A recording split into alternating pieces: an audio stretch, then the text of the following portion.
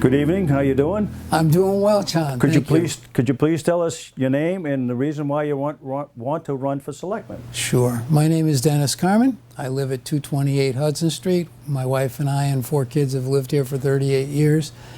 And, you know, it just makes sense that when you've been in a town this long that you've loved so much with great people in it, and you realize that there might be some challenges to that town, then I think you got to step forward and try to be helpful. And I'd like to think that I've got some experience that would help.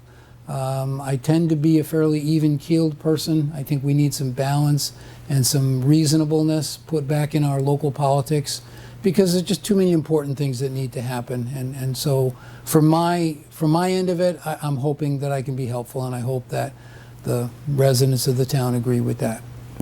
Thank you. Now we move on to the few questions we're going to ask you. All right. These three are from Candace Niffen. Okay. All right. What specific talent, experience, and/or training would you bring to the Board of Selectmen?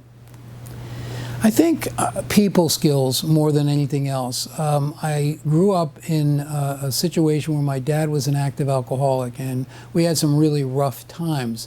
You learn pretty early how to survive challenging situations by staying low, you know, basically being even-keeled, as I said. And I think for me, it drove me to get involved in the human services over the last 40 years of my life. So I've been doing substance abuse services. I've worked with homeless people. I've worked for the last 16 years with United Way. It's all about people and relating to people. And I think I bring a lot of those kind of skills to the job of selectman. Okay. And number 2, you are one of 5 candidates running for 2-year position on the board. Specifically, what makes you the best candidate, the one we should vote for? Well, I've said this before, I'm not running against anybody. I'm running for a position. I think that anybody who put their hat in the ring deserves thanks for doing that, and they're making a statement that they want to help too. So I don't want to compete in a sense. I think I'm able to be helpful and to offer a lot at this time. I've got experience, a level of temperament that I think is appropriate to the task. You know, I just think that's why. Rather than talking about other people, I think they'll talk for themselves, and the residents are smart enough to make good decisions. Okay, this one is from Jill M. 1969 at Comcast.net. I would like to know if the candidates are willing to use any means available to them to try to tighten the purse strings on our budget and expenditures.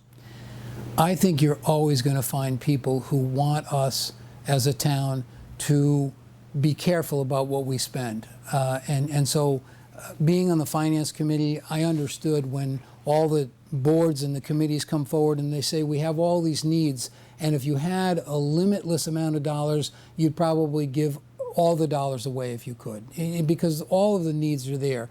Whether you're talking police, fire, public safety, but you got to balance that with what the realities are. There are a number of people in our town who are on fixed income. There are a number of people who are struggling for years and don't have the same kind of amount of dollars that they had. So it's a balancing act. It's always a balancing act. But selectmen aren't really crafting the budget for the town. The selectmen in their role are stewards of what the town meeting votes. So the town meeting is the place where the Finance Committee makes recommendations, all the departments put forward their budgets. The townspeople really vote line by line what they think the town can afford, what they're willing to put forward. And then it's up to the selectmen to execute that, to basically implement it. They approve warrants for dollars every couple weeks for payroll and all that. So we're stewards of what the will of the town is. So I think it's not fair to say that a selectman can come on and promise that we'll tighten the budget, reduce it, and whatnot, because that's up to the town. Mm-hmm. Okay. What are you, as a potential select person, going to do to bring back pride and integrity to the town of Halifax? This is from Nancy Patello. Always a good question. I think there's a lot to be proud of this town for, and there's a lot of integrity. I think we've taken a bit of a beating of late in the last couple of years, where our frustrations have led us to be at times disrespectful and unkind to each other. I don't think it's a question of a lack of integrity. I think we've just let it get away from us a little bit. We were all raised better. My parents would have been totally upset with me if I didn't treat everyone with respect, whether I agreed with your positions or not. That's the responsibility that we have as adults, that we're supposed to be setting example for our children and our children's children. So I think it's about time we got back to treating people respectfully, whether or not we agree with what their positions are on anything. And everybody has a right, and we have a responsibility for allowing people to share those views and to kind of get to the point where we often talk about things, compromise, come up with some solutions that are going to work for everybody. Because we need to be inclusive. This is a town of significant diversity, and we need to acknowledge that. We've got different types of people coming from different political backgrounds, all sorts of walks of different life, and we need to acknowledge all of that. This is from Ann Heffel, 37-year resident of Halifax. I supported Pride Day in Halifax. Do you think the drag queen show crossed the line at our town hall green? I would like to know what your views are on this matter. Yeah, I had a feeling that was going to come up. I think it's unfortunate that people are mixing things that don't belong together. I think that for me, am I comfortable with all of the different things in the new generations? No, I'm an old guy. I'm getting to be older. But again, people have a right to live as they deem. As long as they're law-abiding citizens, as long as they're not harming others. I think the question around the drag queen situation are people are linking things together that don't belong. We're trying to assume that there's something inappropriate about people who are acting out their theater or performing arts sides, as there's something wrong with that. I think that's unreasonable. I think human beings are human beings, and we need to treat each other that way. If we start to treat each other as we're different classes of people or different walks of life, and some are better than others, I think we're in trouble. Do I think we need to be mindful of our children? If there's any public safety issues, sure. But I think people are putting things together that don't belong. My sense of the Pride event was that it went out without any difficulty. It had no problems with it.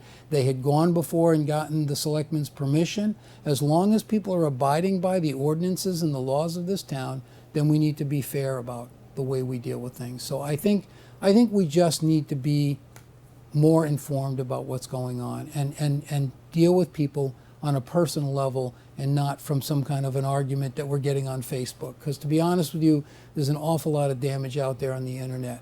We're not treating each other well. We're abusing each other. We're not dealing correctly with the truths that are out there. We're bending things. We're making them fit our narratives of what we wanted to say. I think we need to do a better job about being human with each other, to being courteous, to being respectful once again.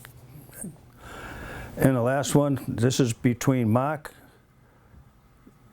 Jock, I can't pronounce it, Jacqueus, Jock, Jock, I think. and Jeremy Gillespie. I put them two together because they were the same topic, but I would like each candidate to state their position on the Morse brothers mining sand from the bogs, and what is your understanding of the hierarchy of Halifax's earth removal bylaw as they relate to farm and state laws?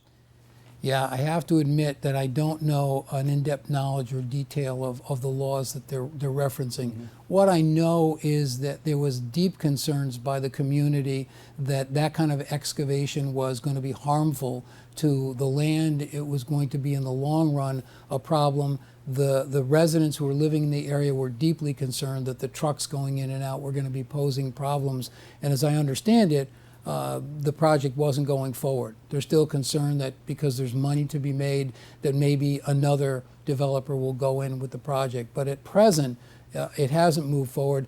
I think we need to be careful about any and all development, whether you're talking about building housing, whether you're talking about excavation of land that is environmentally necessary for our community. So I think we need to be thoughtful and spend a lot of time with whatever comes up. Some of the problems that we have in Halifax are because we didn't do our homework. We didn't do enough asking the right questions. We didn't do enough bringing the issues before the people who are going to be most directly impacted by it. So I'd love to say I know a lot more about the Moores project, but I don't.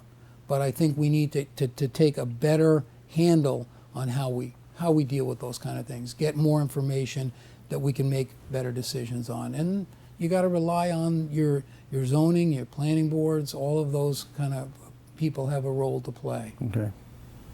Well, thank you, Dennis, very much. Thank you, John. It's always a pleasure. And thank you for letting us come to your place of business. We really, this is an institution in our community, and we're lucky to have you guys. Thank you very much, Dennis. All right. And wish you the best of luck in the upcoming election. Thank you.